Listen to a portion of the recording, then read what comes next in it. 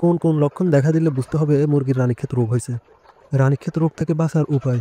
মজার বিষয় হলো রানীক্ষেত রোগের বাংলা এবং ইংরেজি নাম দোনোটাই দুইটা স্থানের নামে নামকরণ করা হয়। তখন বুঝবো যে এই মুরগিকে রানীক্ষেত রোগ আক্রমণ করছে। আসসালামু আলাইকুম রহমতুল্লাহ। JRS এগ্রো প্লাসে আপনাদেরকে স্বাগতম। কাছে এবং দূরে, দেশ এবং প্রবাসে যে যেখান থেকে ভিডিওটা দেখতেছেন সকলকে জানাই আন্তরিক শুভেচ্ছা ও অভিনন্দন। আশা করি সবাই ভালো আছেন। আজকে আমি কথা বলবো রানীক্ষেত রোগ নিয়ে। রানীক্ষেত রোগের উৎপত্তি কোথায়, কোন কারণে রানীক্ষেত রোগ হয়, কোন কোন লক্ষণ দেখা দিলে বুঝতে হবে মুরগির রানীক্ষেত রোগ হয়েছে, রানীক্ষেত রোগ থেকে বাঁচার উপায়, রানীক্ষেত রোগের সঠিক চিকিৎসা, মুরগিকে রানীক্ষেত রোগে আক্রমণ করলে করণীয় কি ও ঘরোয়া পদ্ধতিতে রানীক্ষেত রোগের চিকিৎসা, এই সব বিষয় নিয়ে আজকে আমি আলোচনা করব।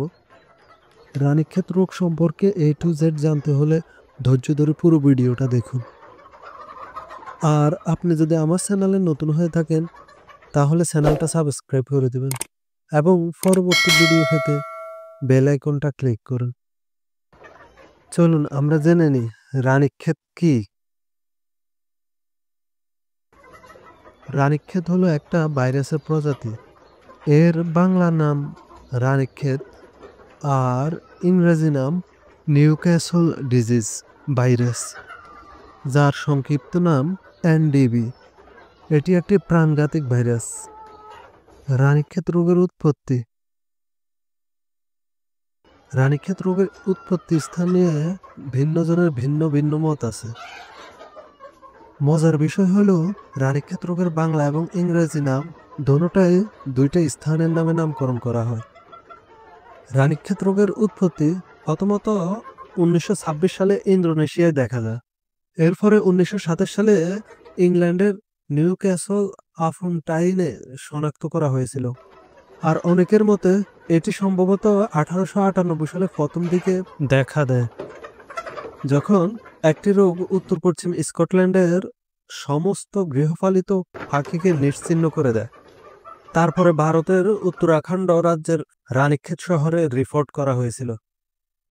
ইংল্যান্ডের নিউক্যাসল স্থানের নামে রানীক্ষেত রোগের নাম করা হয় নিউক্যাসল ডিজিজ, আর ভারতের উত্তরাখণ্ডের রানীক্ষেত শহরের নামে নাম করা হয় রানীক্ষেত রোগ। রানীক্ষেত রোগ হওয়ার কারণ। সাধারণত এ রোগ হয়ে থাকে খামার অপরিষ্কার থাকার কারণে।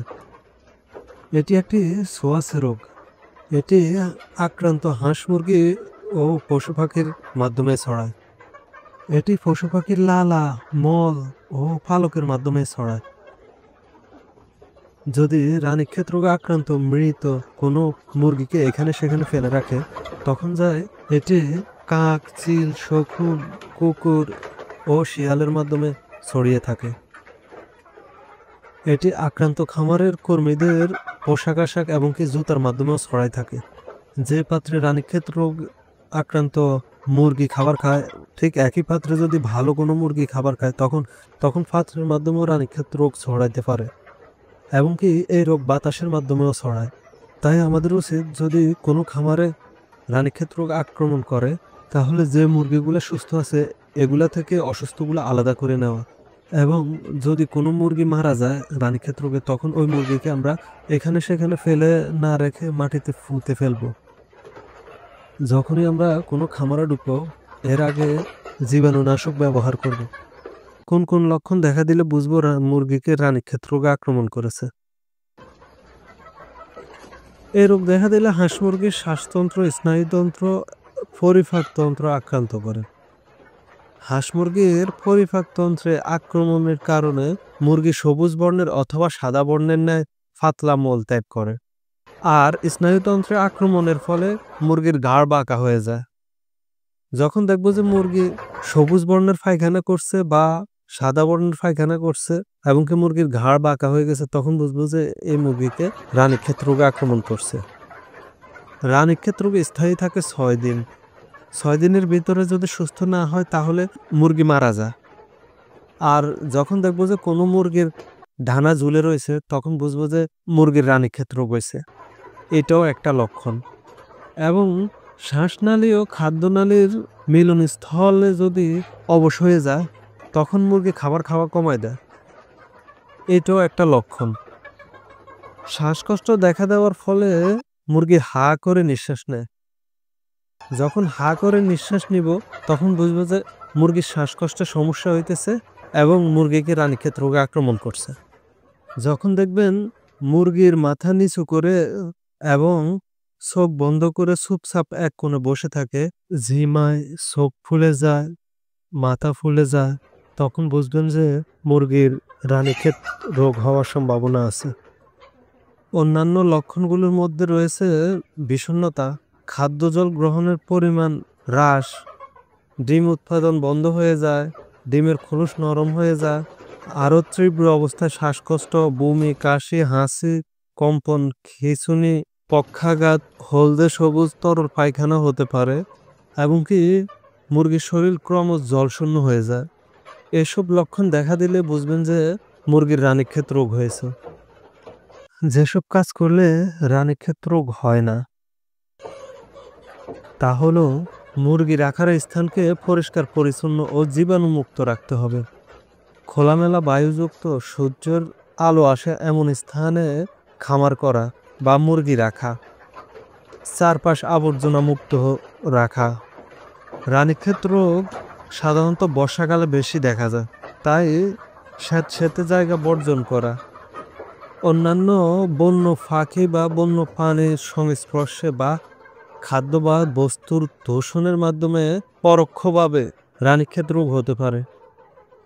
খামারের মধ্যে সবসময় পরিষ্কার পরিচ্ছন্নতা রাখতে হবে। খাবার এবং পানির পাত্র নিয়মিত পরিষ্কার রাখতে হবে। রানীক্ষেত রোগের বিরুদ্ধে মুরগিকে টিকা দিতে হবে। বাচ্চা ফুটানোর 3 থেকে 5 দিনের ভিতরে রানীক্ষেত রোগের ভ্যাকসিন দিতে হবে। এরপরে মুরগির বয়স যখন 13 থেকে 17 দিন হবে এর ভিতরে আরেকবার রানীক্ষেত ভ্যাকসিন দিতে হবে। যখন মুরগির বয়স 60 দিন হবে তখন মুরগিকে কিল্ড রানীক্ষেত ভ্যাকসিন দিতে হবে। এরপরে 6 মাস পর পর কিল্ড রানীক্ষেত দেওয়া যাবে। যখন 60 দিনে আপনি কিল্ড রানীক্ষেত দিবেন তখন এই ভ্যাকসিন কাজ করবে 6 মাস পর্যন্ত। চাইলে আপনি 4 থেকে 5 মাস পরও দিতে পারেন। রানীক্ষেত রোগের চিকিৎসা। রানীক্ষেত রোগ যেহেতু একটি ভাইরাস, সেহেতু ভাইরাসের বিরুদ্ধে তেমন কোনো কার্যকরী পদক্ষেপ নেওয়া যায় না। এই রোগ আক্রমণ করলে মৃত্যুর সংখ্যাই বেশি, তবে অল্প থাকতে কিছু চিকিৎসা করা যায়। সেগুলো হলো মুরগির শরীরে রোগ প্রতিরোধ ক্ষমতা বাড়ানোর জন্য কিছু অ্যান্টিবায়োটিক ব্যবহার করা যায়, যেমন কন্ট্রাবেট, ইনফ্লক্স বেট, জেনাসিন বেট, ইলেকট্রোমিন পাউডার ও সিবিট বেট। এই অ্যান্টিবায়োটিকগুলোর মধ্যে যে কোনো একটা ব্যবহার করতে পারেন। তবে এই রোগ প্রতিরোধের সবচেয়ে নির্ভরযোগ্য উপায় হলো সময়মতো ভ্যাকসিন বা টিকা দেওয়া। ঘরোয়া চিকিৎসা পদ্ধতি। অনেকে অল্প কিছু মুরগি পালন করেন, সেক্ষেত্রে এত দামি অ্যান্টিবায়োটিক ওষুধ ব্যবহার করবে না, তাই ওনাদের জন্য প্রাথমিকভাবে ঘরোয়া পদ্ধতিতে চিকিৎসা করা উত্তম। ঘরোয়া পদ্ধতি হিসেবে আপনারা মুরগিকে তুলসী পাতা খাওয়াতে পারেন। তুলসী পাতা মুরগির শ্বাসকষ্টের সমস্যা দূর করে এবং রোগ প্রতিরোধ ক্ষমতা বাড়ায়। রসুন, আদা এবং কি হলুদ খাওয়াতে পারেন। এগুলা ব্যাকটেরিয়া ও ভাইরাস দমন করতে সাহায্য করে। পুষ্টিকর খাবার হিসেবে মুরগিকে ভিটামিন এবং খনিজ সমৃদ্ধ খাবার খাওয়ান, সাথে লাইসোবিটও খাওয়াইতে পারেন। এগুলা মুরগির শরীরে ভিটামিনের ঘাটতি দূর করবে এবং কি রোগ প্রতিরোধ ক্ষমতা বাড়াবে। এতে করে কিছুটা হলেও উপকার পেতে পারেন। আর সর্বশেষ যে বিষয়টা সেটা হলো মুরগিতে রানীক্ষেত রোগ দেখা দিলে একজন অভিজ্ঞ ভেটেরিনারি চিকিৎসকের পরামর্শ নিন।